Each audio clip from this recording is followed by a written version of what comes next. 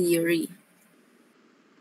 Okay, so ang sa columns theory, no, ako lang to ibalik tong sa last week nga discussion. It is proposed earlier in 1776 by Charles Augustin de Coulomb and introduced a more realistic nga method sa pag-calculate sa lateral earth pressure compared sa Rankin's simplified model. So instead of assuming everything was perfectly flat and smooth, si Coulomb studied the problem by looking at a soil wedge behind the retaining wall. So he considered the soil as a block that could potentially slide along a straight surface, starting from the base of the wall.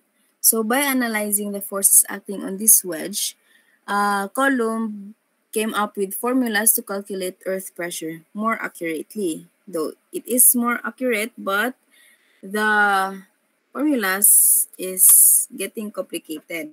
Kaya na, ma-memorize na. And then, basically, kung ato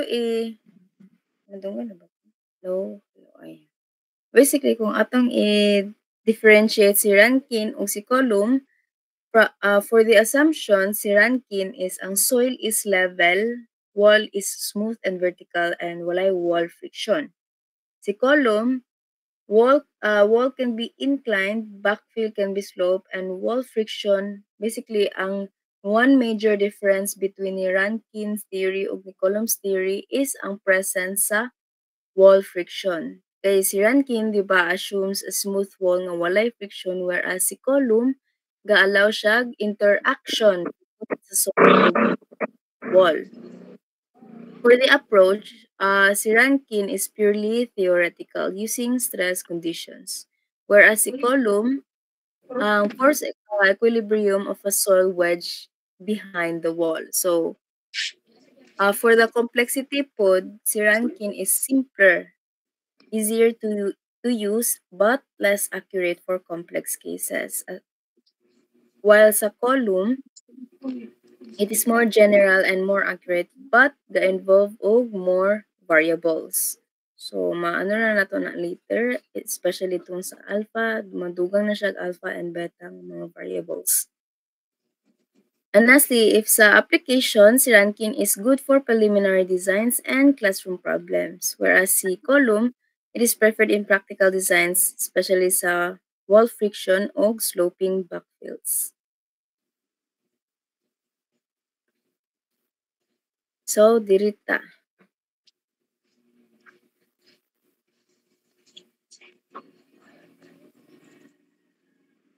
Sa failure wedge of retaining wall, as you can see, no, na ay mga failure wedge of retaining wall sa Coulomb's theory. And diri sa tauna sa active pressure. So, as you can see, basically, mag-assume ta nga mo ni ang sa horizontal backfill kay bali, ang ruptured zone niya is diri nga part. Pero mora na ato ang assumption. Mora na ang assumption niya nga rupture zone. So, since na ay rupture zone, so of course natay beta, which is ang kaning beta is mo ni siya ang inclination sa wall. Wall back face from the horizontal. So, mo ni ang failure wedge, no? So, ang formula sa beta is 45 plus theta over 2.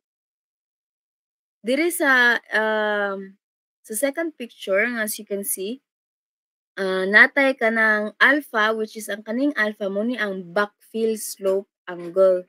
So, basically, ang kaning backfill, kana bitang madugangan nga mga soil. And since naka-slope na siya, of course, naginay angle dayon. So, ang kaning nga angle sa soil backfill surface measured from the horizontal. So, gikan diri, padulong sa katong slope dayon sa backfill. And if the soil behind the retaining wall is perfectly level, then of course, imuhang alpha is 0 degrees. So, if ang soil is sloping upward, as you can see diri sa picture, away from the wall, so basically, ang A nato is, or ang atong alpha is positive. And the formula for beta is same na gihapon diri sa first picture nga 45 plus theta over 2. as well as in the third picture, 45 plus theta over 2 or phi over 2. Okay, and then there is a third picture is aside from the backfill slope is ang surcharge. So kung it's if gani siya horizontal backfill lang or naay backfill slope or naay surcharge, ang formula gid sa beta is 45 plus theta over 2. And there is a passive pressure. There's a passive pressure na to is opposite siya sa active pressure. So sa passive pressure is negative lang siya. Basically, the formula of beta is 45 minus theta over 2. Same na gyapon na siya sa tulo ka pictures. So ma-backfill, backfill slope, horizontal backfill or naay backfill slope or naay surcharge, ang formula gid sa passive pressure sa beta is 45 minus theta over 2 or phi over 2. And then again ang kanang alpha is mo na ang backfill slope angle. So basically ang sa kuan po nato kung let's say wala siya ruptured zone or ruptured nga part, ang atong beta is kanyo ato ra na ma-discuss furthermore if maghatag na kog example. So balhin ko sa katong notes para nana po dito ang example.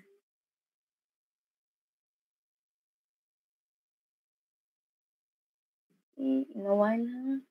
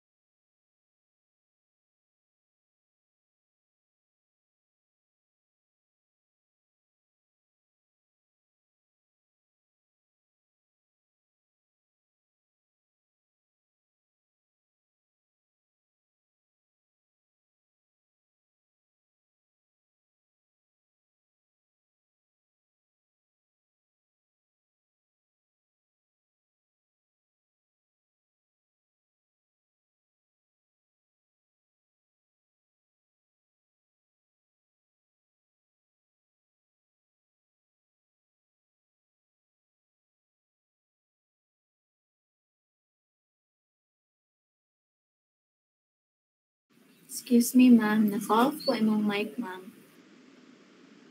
Thank you. Imbita ko naka-off ko na. Okay. Balik. So, diri sa column static force, natay horizontal backfill. Okay, later na ang ang mga present.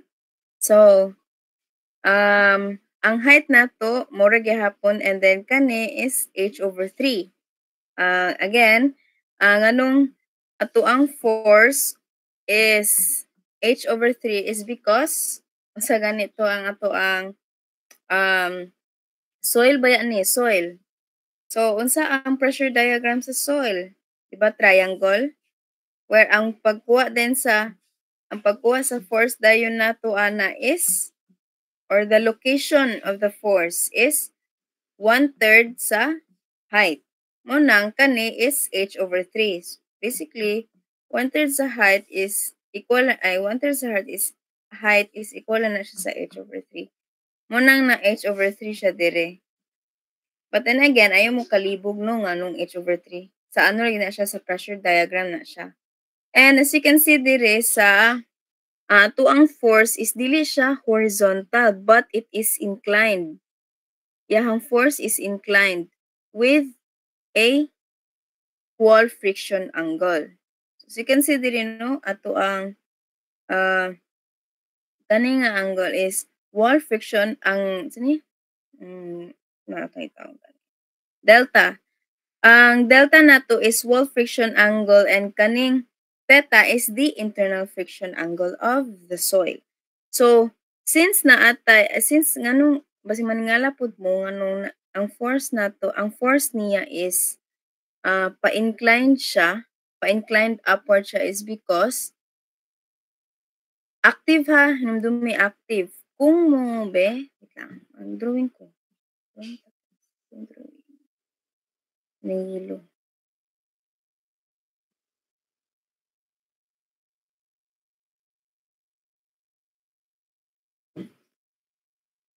Ano? So,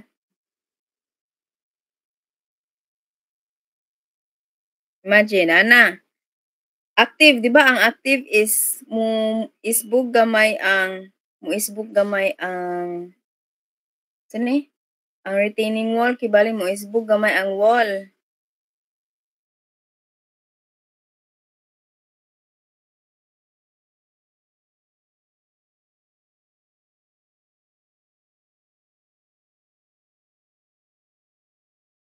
Munaog, which is paana siya inclined panaog nga muana siya, may mo lang siya muana na bitaw kay matagak na kibali ang uban. It gives space to relax, di ba? Sa mga soil. So maingana ang iyang soil which is ang force niya is paana. No. Pero let's say mo lugar ni ang force ibalin na nato sa pikas. Ngana. That's why ngana ang iyang force. Where ang iyang inclined dayon is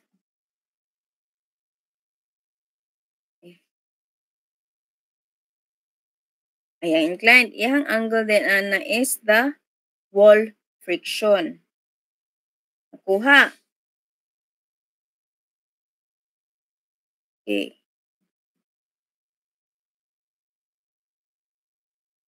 That's why ang force naa siya dire kay ato siya gibalhin from here to dire. So, naatay beta nga 90 degrees. 90 degrees is because nga na back face kibali inclination of the back face sa wall. Sa wall. So, 90 degrees man na. Pero kung ingana gani ang ato ang retaining wall, so of course, na gini siya angle. No? Pero mostly siguro ang ginahatag mo pong problem is na anay given. So, since kani is rectangle man siya niya, ang back face nato ang angle sa ato ang back face sa wall is 90 degrees. And of course, horizontal, dili siya inclined, ang atong alpha is 0. Now, sa pagkuha sa force is more gihapon. Pagkuha sa force is more gihapon. Katulad gyapon sa Rankins theory. Just based on the pressure diagram and its formula, pressure nga, formula sa pressure. No? So, ako rin gikuan kay mo man ni horizontal backheel man ta, so soil ni siya nga formula. Pero of course, again, if na ay water table or surcharge or cohesion or non-cohesive, so basically, dili ka na ang formula. Again, memorize only the familiarize the diagram and memorize the formulas sa pressure. Now, ang atuan ni ang nakalahi lang sa columns theory and Rankins theory is sa pagkuha sa coefficient. And since ang columns, 'di ba, ang columns theory is 'di ba mas accurate siya. That's why ang pagkuha pod is mas complicated. Mo ni ang formula sa pagkuha sa coefficient. Ba? Si daw ba? Memorize daw ba? Sin squared beta plus beta. Okay. Basta mo na siya ang pagkuha. You need to memorize this. Okay? When it comes pag-abot sa quiz or exam daily, ko magpadala og formulas. But don't worry, kanina man nga taas nga formula inyong memorize. Okay? There is a column's passive force. As you can see, no, ako sa ikuan ng kanin sa active force.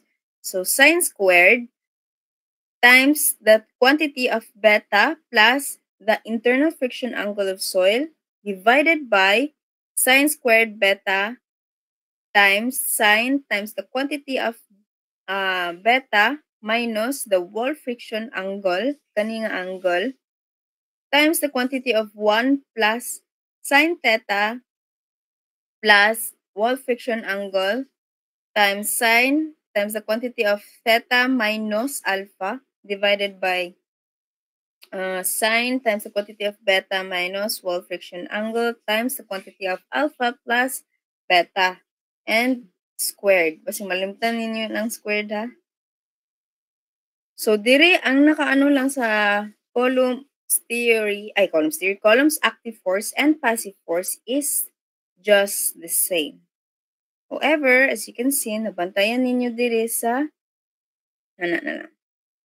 nabantayan ninyo dire sa active force and passive force sa dire ita sa numerator. Look at the signs. Positive, negative. Negative, positive. Opposite sign sa numerator, all positive. Opposite na po sa denominator, all positive. So, inyong i-memorize ra na class is the active force na coefficient na formula. Kung mabalaan man ninyo, okay, so itong active force, positive man to niya, negative. Tapos opposite dayon ang sa active force. So kung sa passive, dapat kani negative niya, kani positive. Pero diri sa square root, inside sa square root is positive tanan sa passive. Diba? Aron, dili na kayo mo maghago-hago. So inyong i-memorize sa ana is ang active force nga coefficient. Kay dali naman ang sa passive.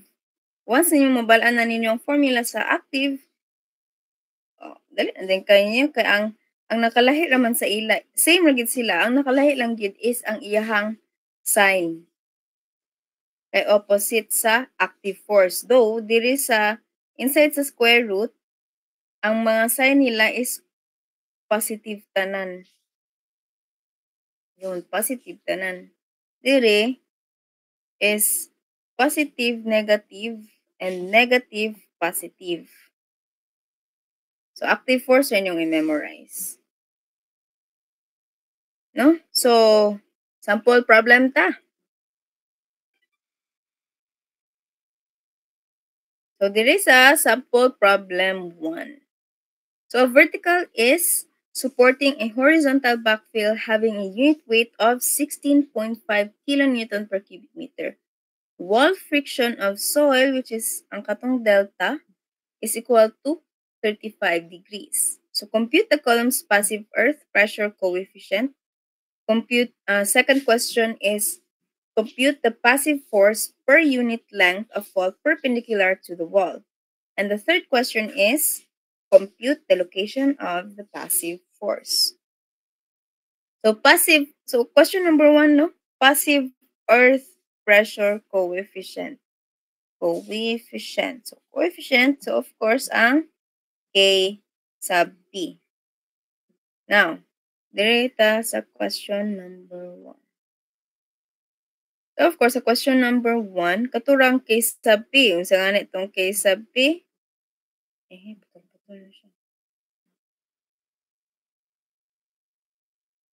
So, sin squared is equal to beta, di ba, positive man tong sa active. So, negative ni. Divided by or all over sine squared beta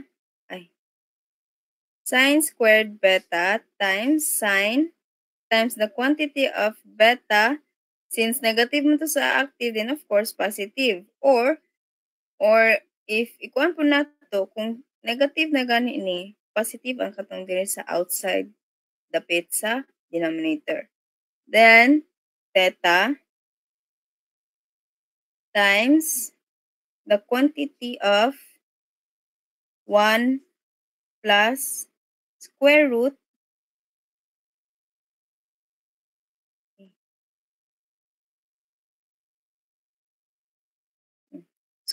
of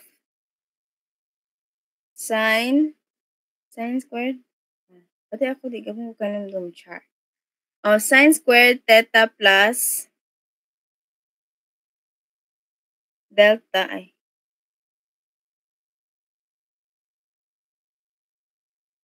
theta plus delta times sine times the quantity times sine sa theta plus alpha all over sine beta plus delta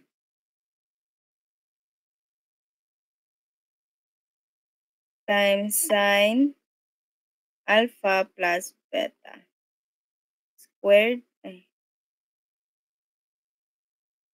na yun. Yun.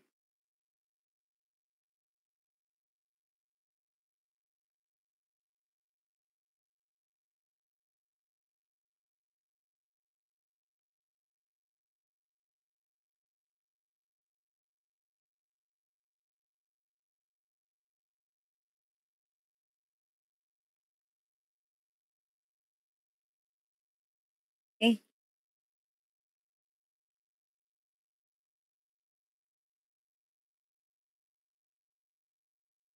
So, more no, ang pagkuha. So, na ato ikuan ang karon ato ipang sulat ang given.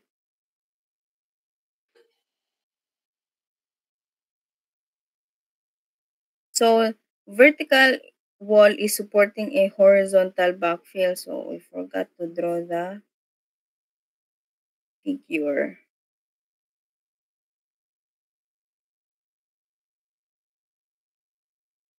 Horizontal backfill ni siya class sa din siya walay slope ani. Pila daw? Wait, nana siya figure daan. Wait, check lang ko ha.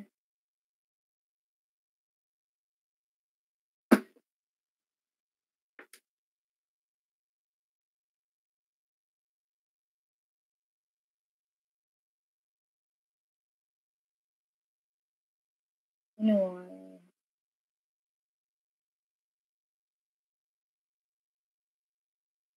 Okay. So, 1 daw, 4 meters ni. Yeah, unit weight is 16.5 to, diba? 16.5 kilonewton per meter cube.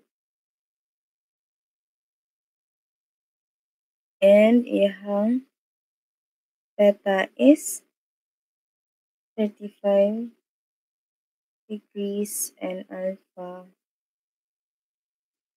De, so since na siya alpha, so na siya naka-slope siya, na siya is backfill slope. Nanda siya alpha. Okay. So since na siya alpha, ang iyang ano ani is na siya backfill slope. Is 20 man na, no? Ako lang sa ni ikuan. Ayun. 20 degrees. So, ato ang beta, wall friction weight. Atong wall friction daw is 35 degrees. Again, ang wall friction is muna siya ang katong muna siyang katong delta nato. So, delta is equal to 35.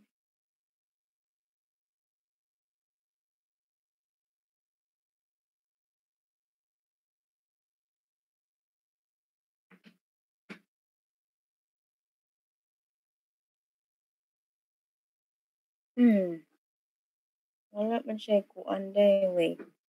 Kung delta, wall friction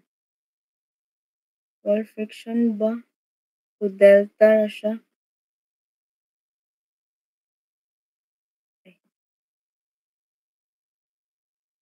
35.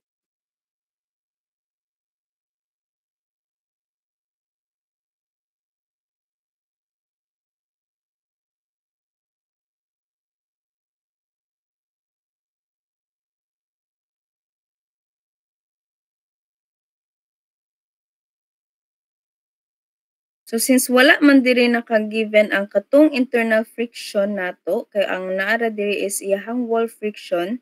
So ang atong kuanon ani is ang katong formula nga walay. Dili siya nga walay ano.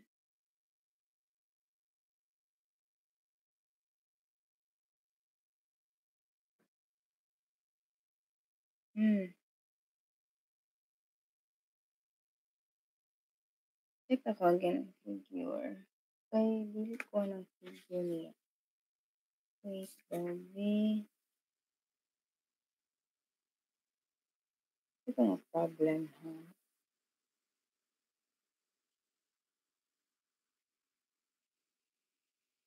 Yeah.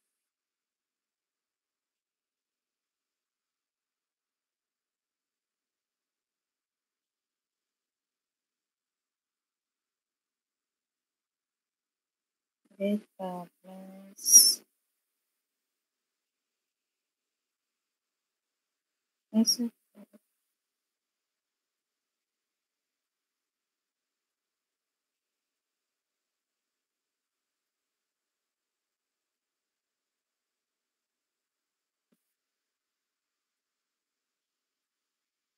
ayan.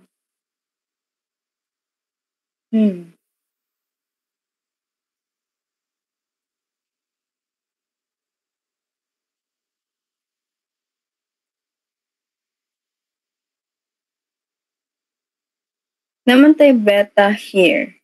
Ang atong beta is 90 degrees man na siya. So, beta is 90 degrees.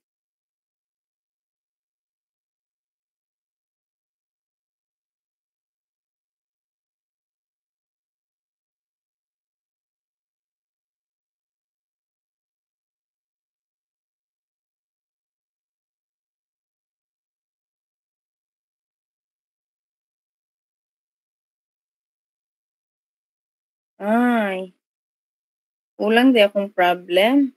Ano ba naman yan? Isa. Ang problem is wall friction ang nadiri, dapat natong internal friction. Wait, wall friction was 20 and 20 there. Wall friction is 20 degrees and angle of internal friction mo 35. Angle of internal friction is 35 degrees. 35 degrees. Internal friction of soil. Ayun. Ila, ko na tarungon later. Pasugod naman sad ko. Okay. Sa dahil kay kulang-kulang ang problem. So, where were we?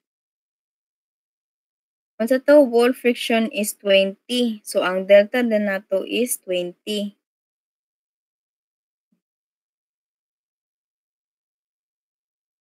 20 degrees, tapos ang ato ang internal friction is 35 degrees. Pero wala siya'y alpha. Wala tay alpha ni. Sa to.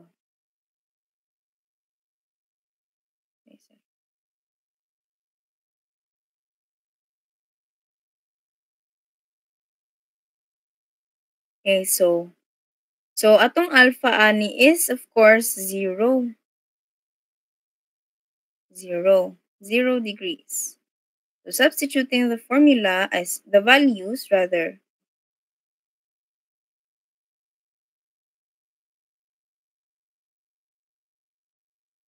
A sub B.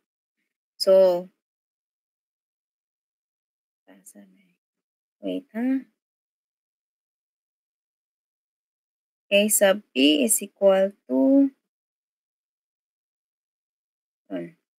so sine times 90 minus theta na to nga 35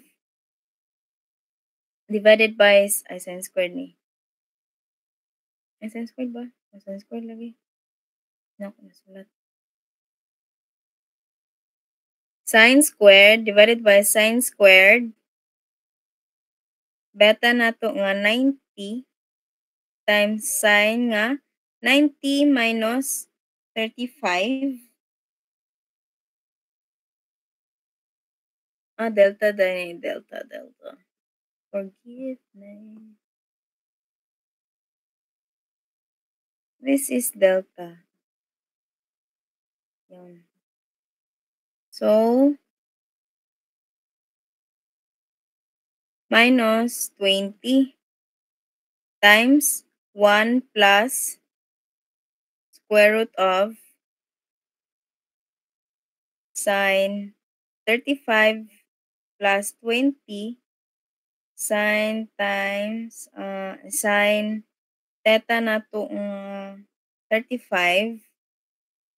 35 lang kay again ang ato ang alpha is 0 na baya. 0. So 35 lang ta diretso. All over sine of beta nga 90 minus 90 plus delta na to nga 20 sine of alpha nga 0, so di na ako na isulat, plus beta nga 90. Tapos squared. So shift calculate daw.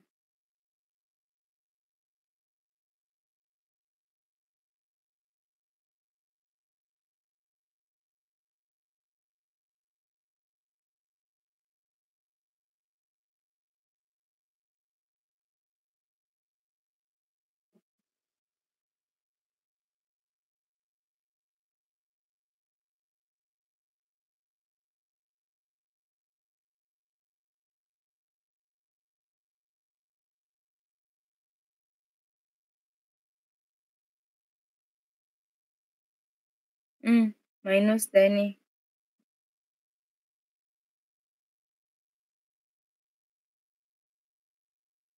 $90 minus 20?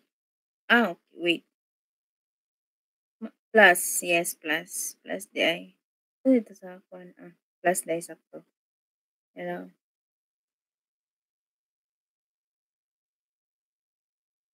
Kani, minus po ni. Since positive ang sa active.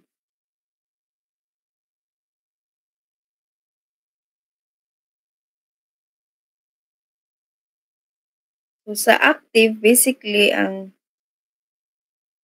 kanang nasa gawas sa, gawas sa square root is, ang active is positive minus positive or positive, negative, positive.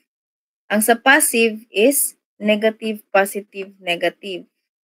So, answer is 8.324 or 323.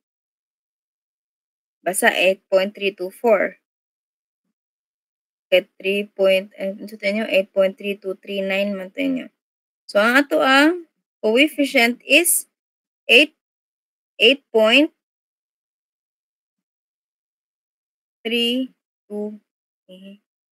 3, 2, 4.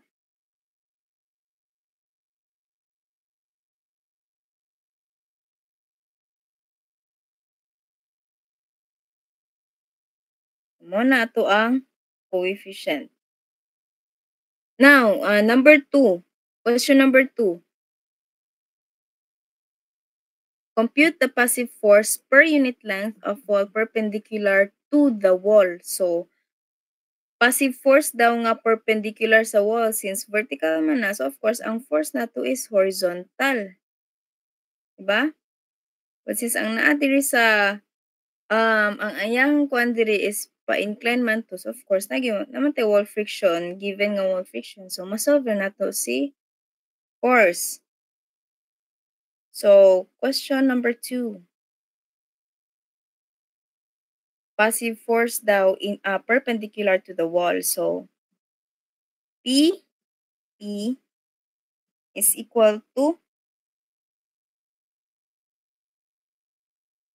since kani is soil, di ba ni siya? Soil ni. Of course, ang ato ang pressure diagram ana is triangle.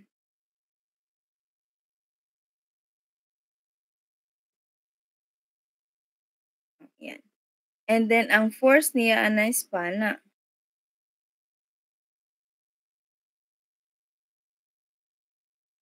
Force. Diba? So kung triangle ang ato ang pressure diagram, base, 1/2 base times height, muna siyang katong unit weight of the soil times the coefficient of passive force, a coefficient, times the height squared divided by 2. Muna siyang formula, di ba? Kay triangle, 1/2 base times height. So, substituting the given values, PP or P sub P is equal to unit weight of the soil is 16.5. 16.5 times the coefficient nga 8.324 times height nga 4 meters squared divided by 2, pila itong makuha?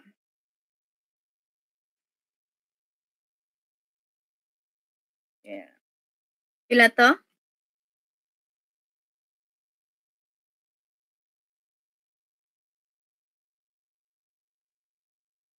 1098.768.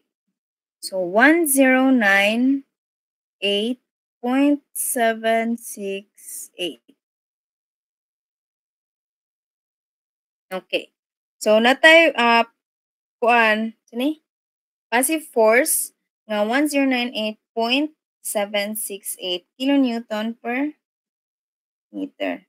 Pero dili pa na siya ang force pa man niya ana is kani pa man. Dili pa gid na siya horizontal force or perpendicular force nga ginapangita nato. So of course, since kato siya is mo man ang katong wall, di ba? And then mo man ang horizontal na diri ang force. Angle nato diri wall friction angle nato is diri. So since ang angle nato is nag-base siya sa horizontal, of course, ang gamiton ana is sine or cosine? Cosine, tama. So, PH na lang no, P sub H. Force, horizontal force na kuan, horizontal force. So, horizontal force is 1098.768 cosine wall friction angle din nato nga 20 degrees. So, cosine 20 natay makuha nga horizontal force nga 1032.504. So, that will mo na siya ang ginapangita nga force. Okay, nakuha.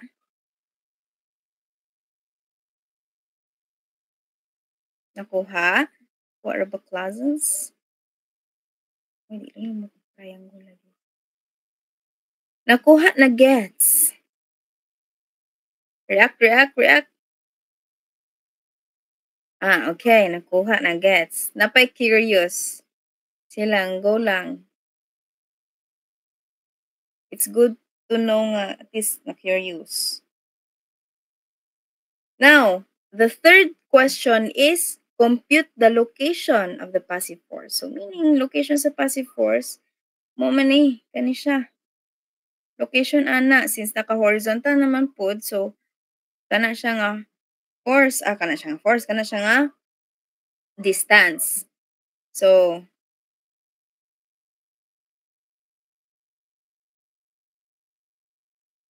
since location naman, di 1/3 sa height. So, sa matong 1/3 sa height, location. 1/3 sa height. So, location is 1.33. Tama. Perfect. Very good.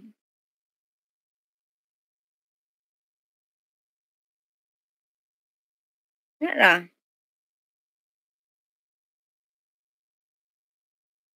Okay, so, any questions regarding sa problem number 1?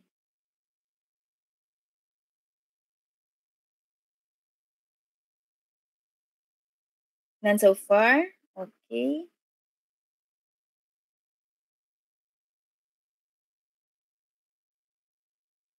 Okay, proceed ta sa yes. Akizar. Good evening, ma'am. Sa at-rest lateral pressure, di ma'am ba? Wala siya sa column, ma'am ba? Kung pangitaan lugar, ma'am, ang at-rest pressure, ma'am, tas column ang kuhan bitaw, ma'am, ang gamiton. Same ra gyapon tong at-rest pressure nga case sa pinakauna, ma'am, katong Same ra gyapon siya. Same ra. Basically, ang ano giniyana niya is kung sa ang nakakuha na niya is ang sa ranking o sa column is active o passive gid siya. Both can have at-rest pressure gyapon. Or basically, ang nara gid sa Rankins and Rankins theory and Coulomb's theory is the active and passive nga mga coefficient. Siguro no kung ipakuan o tanan mo ingon naman na ang problem same kato bitaw sa Rankin bitaw katong gani. Ano ba to? Question number 2. Kani. Ang gipangita diri is mo yun naman na siya at rest. Determine the at rest lateral force. Not the Rankins kay wala may at rest gyud ang Rankins. So ang general ana gyud niya is ang katong at rest. Adi siya ingon nga general but ang at rest lateral force is lahi siya kibali sa Rankins theory ug sa Coulomb's theory. Ang ginano lang sa Rankins theory ug Coulomb's theory is ang iyahang active ug passive force. Okay? Okay. So, other questions regarding sa question or problem number 1? None so far? So, yes. Ay, none po. Okay. Okay, so proceed ta sa sample problem 2. So, a retaining wall 4 meters high as shown supports a horizontal granular backfill. The unit weight is 16.5 kilonewton per cubic meter. Angle of internal friction of soil is 35 degrees and wall friction is 10 degrees. Okay. So, drawing sa nato ang ano niyan.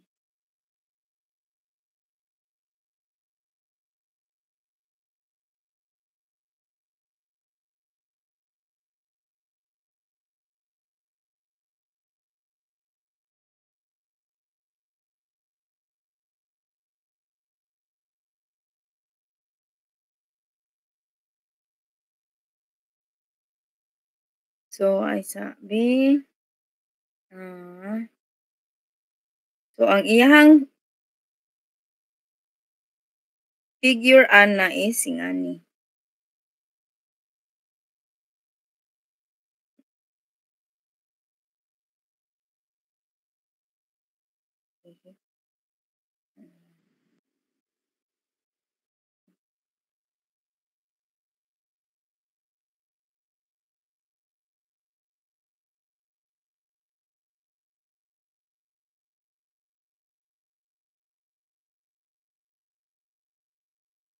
Kani is 90 degrees beta, gapon mo na itong beta. So, unit weight of backfill is 16.5 kilonewton per cubic meter. Angle of internal friction is 35 degrees and the wall friction delta is 10 degrees. So compute the first question is compute the column's passive pressure coefficient. Second is compute the passive force per unit length of wall, and the third is compute the location of the passive force from the bottom of the wall. Okay, so 4 meters high.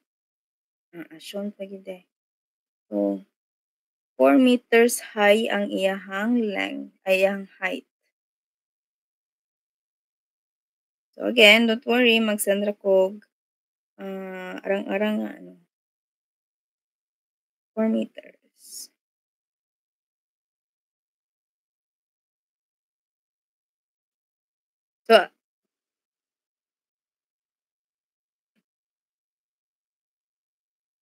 So can you try solving this?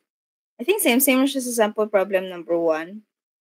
Since same na po ang given po. Adi siya same but different gamay. Dungan na lang tanong. So, problem number 1. Problem number 1 is coefficient daw, passive pressure coefficient. So, kato gyapon nga formula.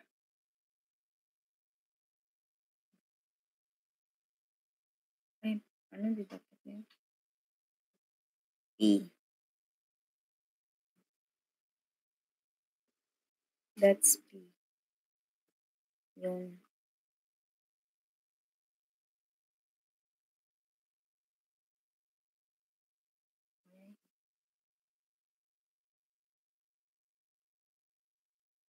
bro, ba't hindi ka na gumagana? Sa ano na lang. Hinahamon mo ako ngayon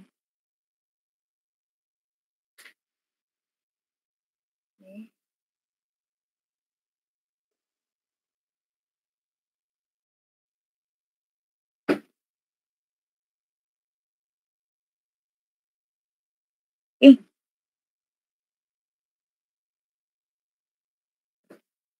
Muna, no?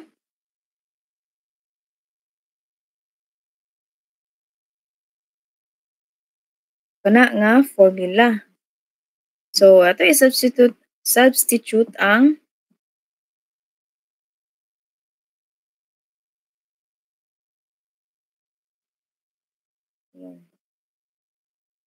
values. A sub P is equal to sines, wait.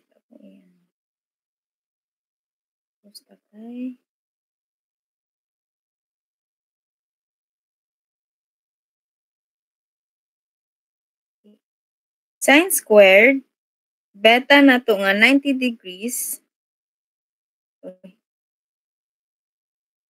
minus theta nga 35 all over sine squared beta nga 90 times sine of 90 plus wall friction nga 10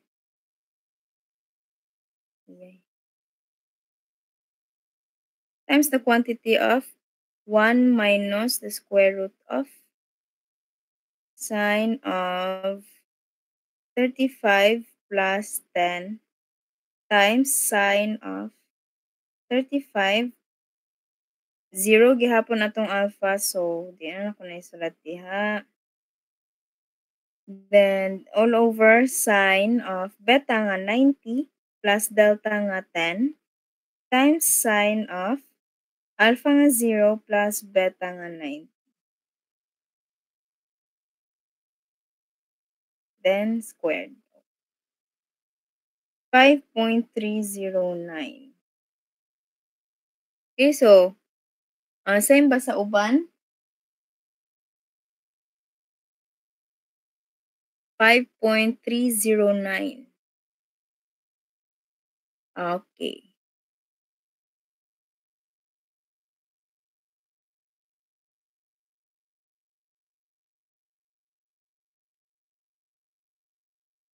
Yun. Muna ang ato ang passive force coefficient sa passive pressure coefficient. So, question number 2. Compute the passive force per unit length of wall. Okay. So, ang ato ang pressure diagram ra gihapon ani class bitaw since soil ra siya. So, of course, ang ato ang it's not cohesive and wala pa surcharge. So, soil ra gid siya. Wala siya water table. So, ang soil pressure diagram ra ani is triangle ra gihapon. Dita mabalaka kung unsay kuan ani form sa iyahang wall. Ato i-base is ayang pressure diagram. Mo bito ako ang gikuan sa yesterday nga discussion nga soil pressure diagram. So, dili ta sa mag-base sa soil ang iyahang pressure diagram. So, since soil naman, so of course, triangle lagi hapon ang atong pressure diagram. Siguro, kung ingana siya, again, ang atong beta din ana is na ay angle. No? But since ang inclination, di ba? Ang beta is inclination of the wall back face from the horizontal. So, kani kay bali, back face na siya. Ano yung sa front? Ano yung anyang back? So, kung sa horizontal backfill dire, mo gyapon ni iyang front, mo gyapon iyang back. Nakuha? Okay. How about the others? Okay. No, so if na may questions pag yun, you can ask me lang. Okay, proceed ta sa question number 2. So same ra gihapon no ang formula, which is 1/2 base times height. So unit weight of the soil times the coefficient times height squared divided by 2. Substituting the values, unit weight of the soil is 16.5 times coefficient ng 5.309 times height nga 4 meters squared divided by 2. Pila itong makuha?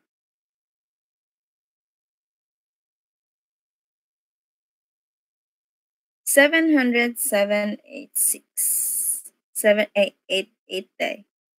So,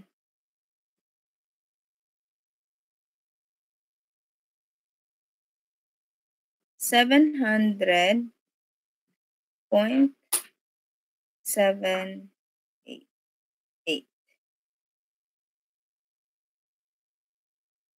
Now,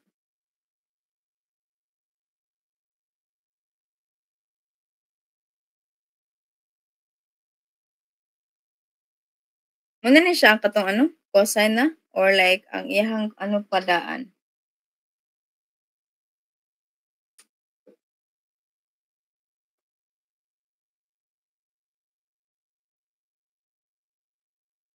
Okay, so passive force. So,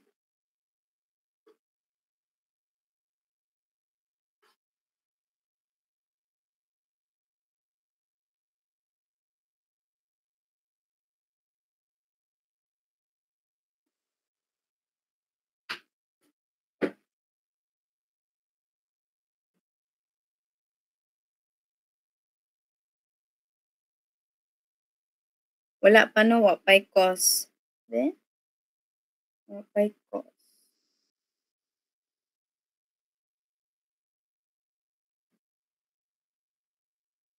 passive, sakto day. Dili na ta mag-cause. Kaya nga no, ang iyang ingon diri man, yes ma'am, same atong first example. Dili na ta mag-cosine. Kay wala man nakaingon nga perpendicular. Diba? There is a question, wala siya nakaingon nga perpendicular. So per unit length of fall, so ang ato ang passive force nato ana is just the 700.788. Okay, now diri ta sa question number 3. So again, mura gyapon no. Compute the location of the passive force from the bottom of the wall, or diri, basically diri. So mura gyapon, since ang ato ang pressure diagram is triangle, force nato there. So 1/3 sa height. So pila ang ato ang location ani niya? Unsa yang location?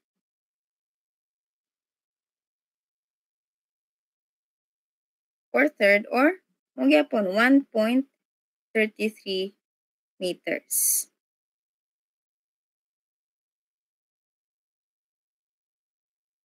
No, so ano lang ani is dili lang mo sabton lang ninyo ayo ang problem. Just like sa sample problem 1, ang katong sa sample problem 1 is again nagamit tag cosine is because perpendicular to the wall ang iyang gipangita. But there is a problem number 2 is just the force per unit length of wall. Basically, di na ta magamit og cosine ana niya. Kay wala man siya nag-ingon nga perpendicular. No? And actually, same ra gyud ang pag-solve sa sa Rankin's theory o Coulomb's theory. Kung unsay ginapangita nga problem, no, same ra siya. Ang kalahi lang is ang formulas. Na-guess ba ninyo ang difference between Rankin o Coulomb's theory? And the way sa pag-solve, nakaano lang siya nga ang Coulomb is much more accurate is because sa iya pong formula. No, kani nga formula. But sa the way sa pag-solve no sa problem is just the same. Analyze lang the problem and understand word per word. Okay, so any questions regarding sa ato ang discussion karon? Dire mag-end ato ang discussion. So by next week is mag-ano na punta. Ito nga topic ba?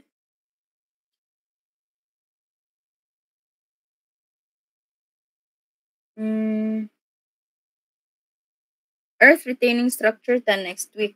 Sheet piles o anchored piles.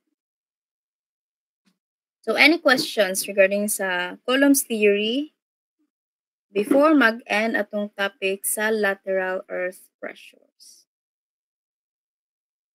Nakuha ra ba? Nagets? Nakuha?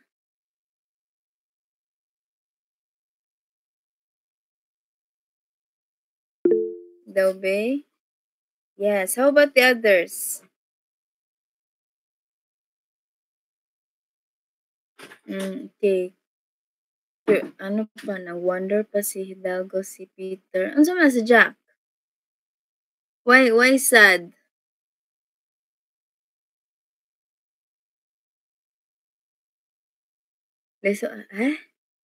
Lisod. Mama ka naglibog.